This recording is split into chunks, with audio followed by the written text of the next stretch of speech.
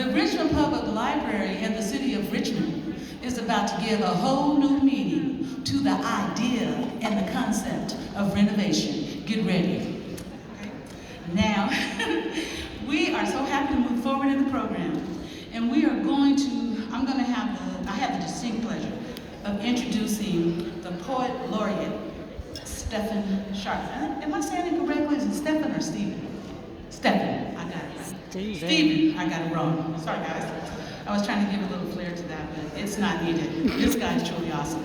I want you to know that Stephen Sharp is the current poet laureate for the city of Richmond, California. He is a two-time author and the owner of Afterword Press, yes. He's spoken at events and writing workshops nationwide, organized by institutes such as the Southside Church of Christ in Richmond, California, the Richmond chapter of the NAACP, the Maya Angelou Library and Literacy Center, My Brother's Keeper Initiative, Barnes & Noble, Richmond LEAP, Literacy for Every Adult program, and the Oakland Unified School District to promote literacy in the importance of sharing your story. So we have the distinct pleasure of hearing some powerful poetry. I ask you now for undivided attention as you are literally picked up and swept away by words.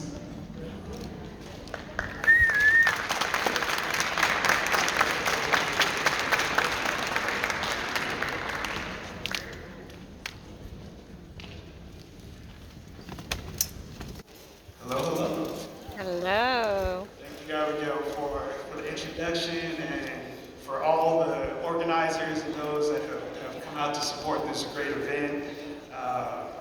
I'm a Richmond boy at heart.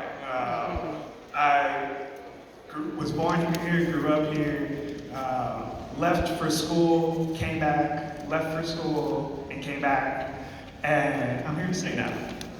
And Richmond has poured so much into me that I couldn't help but to give back in some way. When it comes to poetry, when it comes to the arts, you can't perform poetry if you can't read it.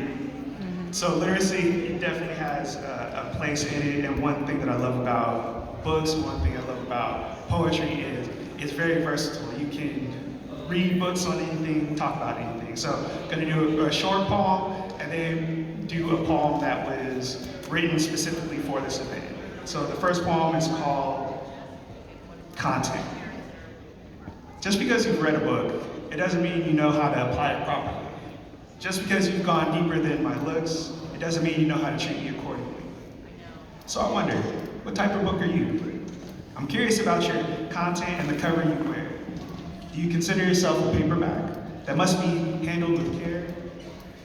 Me, I'm a hardback, tough and not so easy to open. A book of compilations, stories of love, loss, and mourning. It holds my tale and my take on others, written in the first person, second person, and third person point of view, but read by a fourth. Care to take a peek? Thank you.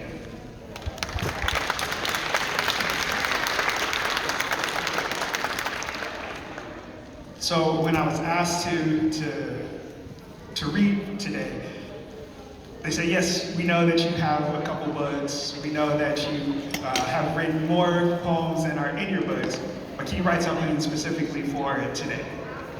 I said, sure.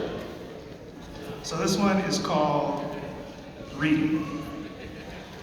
There are 26 letters in the alphabet, más o menos, depending on the language, whether Espanol, Guanduanwa, Putuanwa, Tagalog, or any other language that's spoken in Richmond or around the world.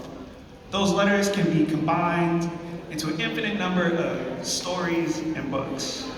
Books are the binding for all mediums. Audio books, comic books, plays, TV shows, shorts, and films. For example, Spider-Man has at least 4 major plays, 8 movies, 12 TV shows, and how many of them are reboots, recycling the same villains? But there are over 1,000 unique books about Spider-Man. That's a lot of web to explore. When I didn't have enough allowance to buy comics, and the store owner wasn't patient enough to let me browse, I'd go to the library, an oasis of books with as much variety as there are fish in the sea, where I could grab any book for free, find a quiet spot and read as long as I'd like, or take it home with no fee, as long as I got it back on time. No monthly subscription needed. Needless to say, the library is a very, very special place. There, whenever you need to get away for a bit, whether you're feeling trapped by family, friends, school, work, prison, decisions, like the theme song goes, I can go anywhere, friends to know, and ways to grow, reading rainbow. Some of y'all might be too young for that. Another throwback to a show based on books.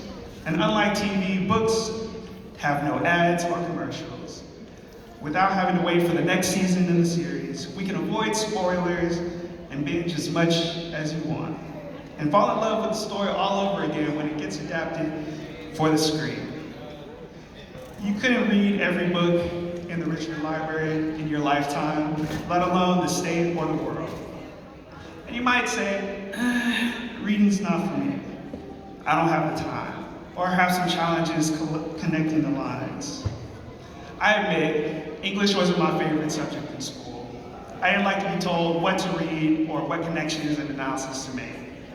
Sometimes you need an incentive, whether it's reading books for bucks, stories for free swag, book club, or putting together pizza parties. It all gets you to the credits page.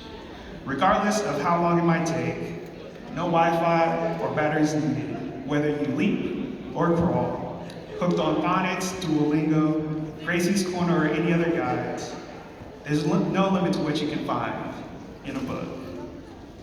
There's books on everything, at all sorts of levels. There's books on how to read, ways to think about or solve problems. You can explore books on maps or how to build maps. Build books on bridges and how to build them. Follow the latest adventure of your favorite superheroes or use it to grow what you know. Like they say in G.I. Joe, knowing is half the battle. So I continue to read so I'll know just a little bit about everything. I say all that to say, there's always something new to read, something new to learn. Who knows? You can go from reading books to writing books, to reading books that you wrote in front of the city that's your hometown and cities around the world.